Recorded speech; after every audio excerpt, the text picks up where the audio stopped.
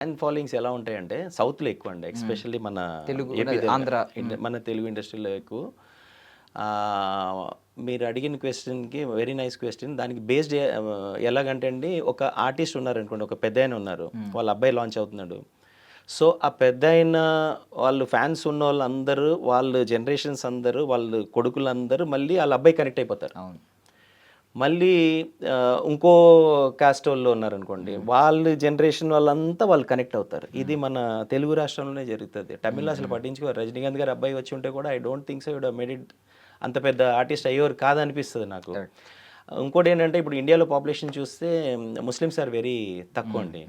But still people love Shahrukh Khan actually. Salman ఖాన్ని they love. So it's not like that. It's like success counts అండి, అంతే.